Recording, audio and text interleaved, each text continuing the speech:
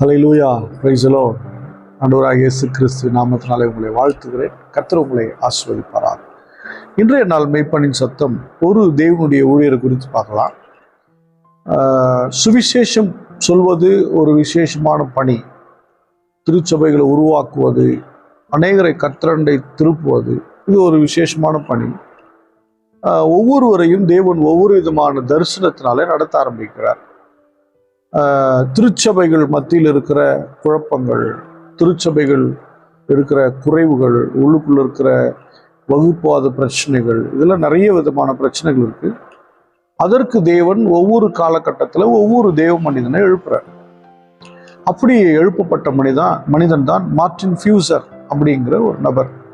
இவர் ஒரு சீர்திருத்தவாதி. அதாவது ஆலயத்தினுடைய ஒழுங்குமுறைகள் இவைகளெல்லாம் நல்லா இருக்குன்னு விரும்புகிறார்.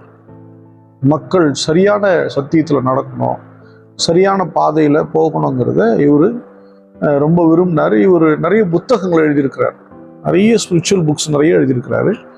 இவருடைய ஆவிக்குரிய ஊழியத்தை ஆரம்பித்தது 1521ஆம் ஆண்டு. இவர் புராட்டஸ்டன்ட் என்கிற திருச்சபை தழுவினார். அதனால இவர் ரோமன் கேத்தலிக் என்கிற திருச்சபை குழுவிலிருந்து 1522 நீக்கப்பட்டார். அந்த காலங்களில் ஒரே குழப்பம். ஏன்னா கத்தோலிக்க திருச்சபைகள் இருந்த சில குறைவுகள், அன்னைக்கு இருந்த குறைவுகள்னால நிறைய பிரச்சனைகள் வந்தது. அதனால மார்ட்டின் லூதர் அப்படிங்கிறவர் திருச்சபையை எப்படி நடத்தணும், அவர் ஒரு மாடல் சர்ச் ஸ்டார்ட் பண்ணார். அப்படி ஆரம்பித்து தான் புரொட்டஸ்டன்ட் சபைகள் தேவனோடு உறவாடுவது எப்படி, வேதத்தை வாசிப்பது. ஏன்னா வேதம் அன்னைக்கு கையில் கொடுக்கப்படலை, அதுக்கப்புறம் தான் வேதம் கொடுக்கப்படுது, மக்கள் படிக்கிறாங்க. ஆனாலும் இப்படிப்பட்ட திருச்சபை பிரச்சனைகள், உபதேச பிரச்சனைகள் இருந்துக்கிட்டே இருக்குது.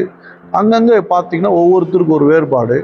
இயேசு கிறிஸ்துவை ஏற்றுக்கொண்டு அங்கங்கே ஒரு சின்ன சின்ன சர்ச்சஸ், அங்கங்கே ஒரு சின்ன சின்ன ஸ்தாபனங்கள் இப்படி புறப்பட ஆரம்பிச்சது. இதனால மக்கள் மத்தியில் ஒரு குழப்பங்கள். இவர்கிட்ட போய் பேசினா அவர் சபையை பற்றி சொல்லுவார், இவர்கிட்ட போய் சொன்னால் அவர் சபையை பற்றி பேசுவார். மாற்றி அவங்கவுங்க சபையை பற்றி பேசிக்கிறாங்களே ஒழிய தேவனுடைய எண்ணங்கள் என்னங்கிறத அவங்க புரிந்து கொள்ளவில்லை. இப்படி இருக்கும்போது தான் இதெல்லாம் பார்த்து மார்ட்டின் ஃபியூசர் கொஞ்சம் அதிக வேதனைப்பட்டு மக்கள் அண்டையில் தன்னுடைய கருத்துக்களை கொண்டு போய் சேர்க்க விரும்புகிறார். இப்படி நிறைய இடங்கள் அவர் பிரசங்கம் பண்ணுகிறார், நிறைய இடத்துல மக்களோடு இடைப்படுகிறார், ஸ்தாபன தலைவரோடு இடைப்படுகிறார், நிறைய பேசுகிறாரு, நிறைய விஷயத்த சரி பண்ண விரும்புகிறார். அப்படி இருக்கும்போது தான் இயேசு கிறிஸ்துவின் அரசு அப்படிங்கிற ஒரு புத்தகத்தை எழுதுறார். இந்த புத்தகத்தை படிக்க மக்கள் தேவனுடைய ராஜ்யம்னா என்ன, இல்லை தேவனுடைய ராஜ்யத்தினுடைய இது புரியாமல் அவங்கவுங்க சுயராஜ்யத்தை கட்ட விரும்புகிறாங்க. அதனால தான் இந்த பிரச்சனைங்கிறத புரிஞ்சுக்கிட்டு இயேசு கிறிஸ்துவின் ராஜ்யம், அதாவது தேவனுடைய ராஜ்யம் என்னங்கிறத பற்றி எழுதினார். இதை படிக்க மக்களுக்குள்ள நிறைய மாற்றங்கள். இன்னைக்கு புக்கு படிக்கிறது ரொம்ப கம்மி, இன்னைக்கு பார்க்கறது தான், உடனே பார்க்கணும். அன்னைக்கு அப்படி கிடையாது, படிப்பதில் ரொம்ப கவனம் செலுத்துறாங்க. மக்கள் கவனமாக படித்தாங்க, மக்கள் மத்தியில் ஒரு பெரிய மாற்றம் உண்டாச்சு. இப்படி இருக்கும்போது தாமஸ் கிரான்மர் என்கிறவர் கேம்பிரிட்ஜ் பல்கலைக்கழகத்தில் இவர் என்ன பண்ணார், கொண்டு போய் ஒரு பேராசிரியராக உட்கார வச்சிட்டார்.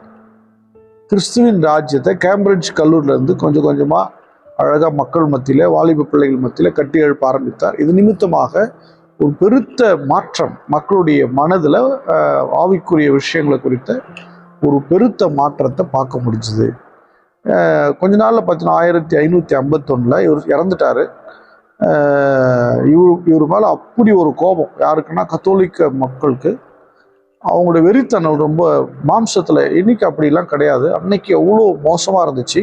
மேரி டியூடர் என்கிற ஒரு அரசி என்ன பண்ணா, ஒரு ராணி, அவருடைய எலும்பு கூட விடக்கூடாதுன்னு சொல்லி கலர்லாம் இடித்து நாசம் பண்ணி அவருடைய எலும்பு கூட உடைச்சி போட்டாங்க. ஆனால் மக்களுடைய மனதில் இறை அரசு, அதாவது தேவனுடைய ராஜ்யத்தின் விதையை போடணுங்கிற ஒரு எண்ணம் அவர் அழகாக செய்து முடிச்சிட்டாரு. மார்ட்டின் ஃபியூசர் அவருடைய முயற்சியில் நிறைய பலன்கள் கிடைச்சதை பார்க்க முடியுது. சில பேருக்கு அது பிடிக்கல, ஆனால் மக்கள் மத்தியில் தேவனுடைய ராஜ்யம் என்கிற விதை மிக வேகமாக வளர ஆரம்பித்தது. அதனால மார்ட்டின் ஃபியூசர் அவருக்காக ஸ்தோத்திரம் பண்ணுவோமா? ஸ்தோத்திரம் ஆண்டவரே, அவருடைய வம்சத்தாருக்காக ஸ்தோத்திரம். அன்பின் பிதாவையும் ஸ்தோத்திரிக்கிற ஆண்டவர். மக்கள் மத்தியில் தேவனுடைய ராஜ்யம் என்றால் என்ன, நாம் என்ன செய்கிறோம்? திருச்சபையா, தேவனுடைய ராஜ்யமா? ஒரு மனிதனை சார்ந்தா, ஒரு ஸ்தாபனத்தை சார்ந்தா என்கிற தெளிவு மக்கள் மத்தியில் இன்றைக்கும் இல்லாமல் இருக்கிறத பார்க்க முடியும். தெளிவு உண்டாகட்டும். இறையரசை நோக்கி, தேவனுடைய ராஜ்யத்தின் பணியை நோக்கி நாங்கள் தொடர்ந்து பயணிக்க எங்களுக்கு கிருபை தாங்கப்பா.